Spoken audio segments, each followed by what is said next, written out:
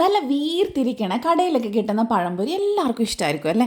നമുക്കും അത് എളുപ്പത്തിൽ വീട്ടിലുണ്ടാക്കാം കേട്ടോ. സോഡാപ്പൊടിയോ ദോശമാവോ ഒന്നും ചേർക്കേണ്ട ആവശ്യമില്ല, പെട്ടെന്ന് നമുക്ക് ചെയ്തെടുക്കാം. അപ്പോൾ എങ്ങനെ ചെയ്യുന്നത് നോക്കിയാലോ. അപ്പോൾ ഇതുണ്ടാക്കാനായിട്ട് ആദ്യം തന്നെ ഒരു ബൗളിലേക്ക് ഞാൻ 1 കപ്പ് മൈദ എടുത്തിട്ടുണ്ട്. അതിനകത്തോട്ട് നമുക്ക് 2 കപ്പ് അരിപ്പൊടി ചേർത്ത് കൊടുക്കാം. നമ്മൾ ഇടിയപ്പത്തിൻ്റെയൊക്കെ മാവുണ്ടല്ലോ, നൈസായിട്ടുള്ള ആ മാവാണ് കേട്ടോ. അപ്പോൾ അതിൻ്റെ കൂടെ തന്നെ 2 ടേബിൾ സ്പൂൺ പഞ്ചസാര ചേർക്കുന്നുണ്ട്. നേന്ത്രപ്പഴത്തിന് മധുരം നോക്കിയിട്ട് പഞ്ചസാര കൂട്ടുകയും കുറയ്ക്കുകയും ചെയ്യാം. പിന്നെ 1/4 ടീസ്പൂൺ ഈസ്റ്റ്, ഇൻസ്റ്റൻറ്റ് ഈസ്റ്റാണ് ചേർത്തിട്ടുള്ളത്. ഒരു നുള്ളു ഉപ്പ് ചേർത്ത്. ഈസ്റ്റ് വളരെ കുറച്ച് മതി. നമ്മൾ അപ്പക്കാരത്തിനും ദോശമാവിനൊക്കെ പകരമായിട്ടാണ് ഈസ്റ്റ് എടുക്കുന്നത്. നല്ല ടേസ്റ്റാണ് ഇങ്ങനെ ചെയ്യുന്ന സമയത്ത്. ഇനി നമുക്കിതിലേക്ക് ഇളം ചൂടുള്ള വെള്ളം, കൈ ഇട്ട് കഴിഞ്ഞാൽ കൈ പൊള്ളരുത്, ആ ഒരു ചെറിയ ചൂടുള്ള വെള്ളം ഉണ്ടല്ലോ അതൊഴിച്ചു കൊടുക്കുക. ഇനി നന്നായിട്ട് നമുക്കിതൊന്ന് മിക്സ് ചെയ്തെടുക്കാം. ഏകദേശം 1/4 കപ്പ് വെള്ളമാണ് കേട്ടോ ഞാൻ എടുത്തിട്ടുള്ളത്. എല്ലാം ഒരേ ബൗളിൽ തന്നെ അളന്നെടുത്താൽ മതി, അല്ലാതെ അളവ് കപ്പൊന്നും വേണമെന്നില്ല.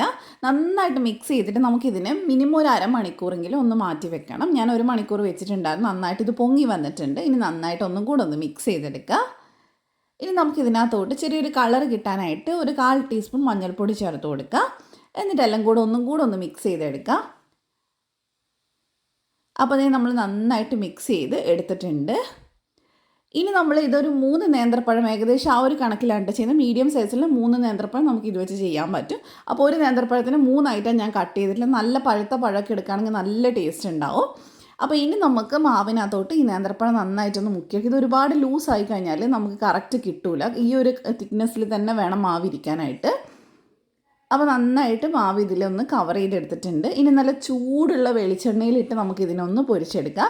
അപ്പോൾ എണ്ണ ചൂടുണ്ടാവണം, അത് നോക്കുക. പഴം എണ്ണയിലേക്ക് ഇട്ടതിന് ശേഷം ഒരു ലോ ടു മീഡിയം ഫ്ലെയിമിലേക്ക് മാറ്റിയിട്ട് വേണം 2 സൈഡും വേവിച്ചെടുക്കുക. ഇടുമ്പോൾ തന്നെ നന്നായിട്ട് ഇത് ബോൾ മാതിരി പൊങ്ങി വരും, നമ്മൾ ഈസ്റ്റ് ചേർത്തുകൊണ്ട് തന്നെ. അപ്പോൾ ഇനി നമുക്ക് ഇതിനൊന്ന് തിരിച്ചിട്ട് കൊടുക്കാം. പിന്നെ ഈസ്റ്റ് ചേർക്കുമ്പോൾ അത് ഒരുപാട് കൂടുതൽ എടുക്കരുത്, അപ്പോൾ ഒരുപാട് അങ്ങ് ഫ്ലഫി ആയിട്ട് പോവും.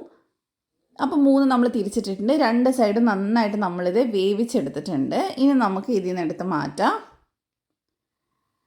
അപ്പോൾ നിങ്ങൾക്ക് നന്നായിട്ടൊരു ബ്രൗൺ കളർ ആവണമെന്നുണ്ടെങ്കിൽ അത്രയും നേരം വെക്കാം കേട്ടോ. ഞാൻ ഈ ഒരു കളറിലാണ് എടുക്കുന്നത്. നല്ല എന്താ പറയുക, വീർത്തുരുണ്ട പഴംപൊരി നമുക്ക് കിട്ടിയിട്ടുണ്ട്.